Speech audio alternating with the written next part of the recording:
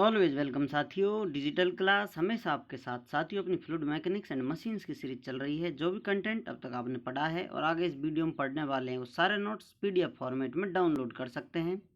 जैसा कि अपनी strength of material series complete हो चुकी है, सारे नोट्स आपको पीडीएफ फॉर्मेट में अवेलेबल हैं। इन नोट्सों का इस्तेमाल आप बेसिक से लेकर गेट लेवल एग्जामिनेशन तक कर सकते हैं।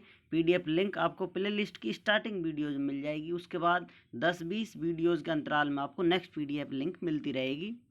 इससे पिछली वीडियो में साथियों हम पढ़ चुके हैं इफिशियंसी के बारे में। इफिशियंसी क्या होती है, किस प्रकार एक्सप्रेस की जाती है, और टरबाइन की हाइड्रोलिक इफिशियंसी को किस प्रकार एक्सप्रेस किया जाता है, क्या फॉर्मूले होते हैं, किस प्रकार ड्राइव किया जाता है। साथियों, ये डिटेल स्टडी कर चुके हैं हम पिछली वीडियो में। अब जानते हैं साथियों, यहाँ पर हम देखने वाले हैं mechanical efficiency of Pelton turbine, जिसे साथियों आप नीटा एम से प्रदर्शित कर सकते हैं, या आप मैकेनिकल लिख सकते हैं इस प्रकार से। शॉर्ट में डॉट लगा दीजिए। Eta mech is equal to shaft power divided by runner power. अब तक हमने इफिशियंसी पढ़ी थी साथियों, हाइड्रोलिक इफिशियंसी में क्या हुआ था, वाटर यहाँ स्ट्राइक कर रहा था, रनर पर पावर जा रही थी साथियों। अब यहाँ पर हम इस रनर पावर से पावर सॉफ्ट पर ट्रांसफर करेंगे मैकेनिकल लिंक में। पहले वाटर यहाँ रनर पर आई थी साथियों, जो कि हाइड्रोलिक इफिशियंसी में आपने पढ़ी थी। Power of runner divided by power of water, यहाँ पर रनर से हम सॉफ्ट पर पावर ट्रांसफर कर रहे हैं, तो ये अपनी मैकेनिकल इफिशियंसी होगी। तो हम किस प्रकार लिख सकते हैं, eta mech is equal to shaft power divided by runner power. ये वही सिस्टम है साथियों अपना, आउटपुट डिवाइडेड बाई इनपुट। इस प्रकार जो सॉफ्ट पावर होती है, इसे आप ब्रेक पावर के नाम से भी जानते हैं, क्योंकि सॉफ्ट चलती हुई आप रोकेंगे, जितनी ब्रेक लगाएंगे, जितनी पावर आवश्यकता होगी तो ब्रेक पावर होगी। इस प्रकार से इसे हम लिख सकते हैं।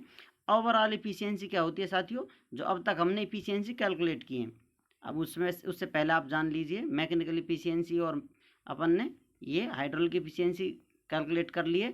अब एक होती है वॉल्यूमेट्रिक इफिशियंसी, वो भी जान लीजिए साथियों। यहाँ पर पहले वॉल्यूमेट्रिक इफिशियंसी क्या होगी, यहाँ आप देख रहे हैं जिसे नीटा वी से एक्सप्रेस किया गया है। यहाँ पर आउटपुट डिवाइडेड बाई इनपुट, हमने इनपुट कितना दिया था साथियों, कुछ दिया था, ये डिस्चार्ज अपना जिसमें वाटर का वॉल्यूम है, प्लस कुछ डिस्चार्ज जो लीकेज था साथियों, इतना इनपुट दिया था। आउटपुट हमें ये डिस्चार्ज मिला था, जो हमें काम में आ रहा था, इस्तेमाल हो रहा था। इस प्रकार से आउटपुट डिवाइडेड बाय इनपुट लिखते हैं साथियों। यहाँ क्यों डिस्चार्ज है, तो ये हमें वॉल्यूमेट्रिक इफिशियंसी बताती है। इस प्रकार से हम वॉल्यूमेट्रिक इफिशियंसी कैलकुलेट कर सकते हैं। अब ओवरऑल इफिशियंसी कैलकुलेट कर लेते हैं, जिसे नीटा ओवरऑल से एक्सप्रेस कर सकते हैं, जो कितनी होगी साथियों, वाटर पावर से लेकर सॉफ्ट पावर तक। अभी तक हम पढ़ रहे थे दो हिस्से कर कर, अब डायरेक्ट वाटर पावर से सॉफ्ट पर कितनी पावर जा रही है साथियों, ओवरऑल इफिशियंसी है। इस प्रकार से आप नोजल से कैलकुलेट करें सॉफ्ट तक, तो ये ओवरऑल इफिशियंसी हो जाएगी। यदि आप वॉल्यूमेट्रिक इफिशियंसी भी कैलकुलेट या कंसिडर कर कर चलते हैं, तो इस प्रकार से ओवरऑल के लिए soft power divided by water power कर दिए साथियों। या आप चाहें तो इसको वाटर पावर से लेकर, वाटर पावर जो कि अपना इनपुट होगा साथियों, उससे लेकर सॉफ्ट पावर तक कैलकुलेट कर सकते हैं। यहाँ पर दो हमने स्टडी की हैं, तीसरी भी आप कर सकते हैं, जैसा आपको बता दिया साथियों। इस प्रकार से अब ये कितनी होगी, इसको डिवाइड कर सकते हैं हम। सॉफ्ट पावर कितनी होती है, soft power divided by runner power, इसके डिवाइड में होती है ये साथियों water power divided by runner power. अब ये साथियों इसके डिवाइड में है, इसलिए यहाँ पर आकर मल्टीप्लाई हो जाते हैं। तो इस प्रकार साथियों रनर पावर कट जाती है, तो ये अपनी सॉफ्ट पावर वाटर पावर रहती है। इस प्रकार से ओवरऑल इफिशियंसी आप कैलकुलेट कर सकते हैं। अब ये इस इफिशियंसी को आप कह सकते हैं ये मैकेनिकल इफिशियंसी अपनी, ये इफिशियंसी कौन सी अपनी, हाइड्रोलिक इफिशियंसी है। यदि आप वॉल्यूमेट्रिक इफिशियंसी भी कंसिडर कर कर चलते हैं, तो उसे इस प्रकार इससे मल्टीप्लाई कर सकते हैं। इस प्रकार हमें ओवरऑल इफिशियंसी प्राप्त हो जाती है। अब यहाँ आप जान लीजिए साथियों, वाटर पावर को किस प्रकार हम प्रदर्शित कर सकते हैं, किस प्रकार कैलकुलेट कर सकते हैं, जो कि फॉर्मूले से रो जी एच क्यू, या रोजी को आप जानते हैं, ओमेगा एच होता है स्पेसिफिक वेट ऑफ वाटर होता है साथियों। इस प्रकार से एच हेड होता है, क्यू डिस्चार्ज होता है। जैसा कि ये कंटेनर है, इसमें फ्लूइड भरा हुआ है, यहाँ कोई हॉल है, कोई छोटा क्रॉस सेक्शन है, उससे फ्लूइड फ्लो कर रहा है। यहाँ पर प्रेशर कितना होगा इस हाइट पर साथियों, ओमेगा एच के बराबर होगा, और इससे क्रॉस सेक्शन से निकलने वाला डिस्चार्ज कितना होगा, क्यू होगा। तो यहाँ पर ये हमें पावर कितना देगा, वाटर पावर देता है साथियों ओमेगा एच क्यू के बराबर।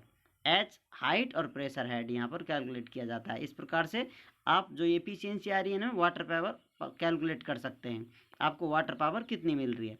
यहाँ ये इनपुट वाली पावर, आउटपुट वाली पावर है साथियों, और यदि इनपुट वाली होती तो प्लस डेल क्यू आ जाता है इसमें, और इस क्यू की जगह। इस प्रकार से दो अलग अलग इनपुट और आउटपुट पर हमें वाटर पावर प्राप्त होती है। ज़्यादातर हम इनपुट आउटपुट पर वाटर पावर या कहें नोजल इफिशियंसी 100% कैलकुलेट कर चलते हैं, तो इसी अपने फॉर्मूले से काम चलाते हैं। इसी पावर का इस्तेमाल करते हुए हम runner power, shaft power calculate कर अपनी प्रॉब्लम सॉल्व करते हैं। अब यहाँ पर साथियों कुछ रेशियो दिए गए हैं, उन रेशियो की स्टडी करेंगे हम अगली वीडियो में। उसमें से एक 8 नंबर का रेशियो रह गया था पेज पर, इसलिए उसको यहाँ ट्रांसफ़र कर दिया गया क्योंकि यहाँ स्पेस था। इसलिए डायमीटर ऑफ जेट जो कि स्मॉल डी से हम निकाल सकते हैं, इसका फॉर्मूला क्या होगा, √4Q divided by pi CV √2GH के बराबर होता है साथियों। इससे आप जो जेट है उसका स्मॉल डायमीटर कितना है, आपको डिस्चार्ज पता होना चाहिए, कोफिशिएंट ऑफ वेलोसिटी पता होना चाहिए, वेलोसिटी का फॉर्मूला पाई, ये सब आपको पता हो, √ ले लेंगे आपको, तो डायमीटर ऑफ जेट आप आसानी से निकाल सकते हैं। इस प्रकार आप देखेंगे working ratios of Pelton turbine by digital class, ये सारे रेशियो हम कैलकुलेट करने वाले हैं अगली वीडियो में। उम्मीद करते हैं साथियों वीडियो में दी गई जानकारी आपको अच्छे से समझ में आई होगी। अभी भी आपका कोई कन्फ्यूजन है तो आप हमसे कमेंट कर पूछ सकते हैं साथियों। आप चाहें तो अपने सुझाव हमारे साथ साझा कर सकते हैं। जय हिंद, वंदे मातरम।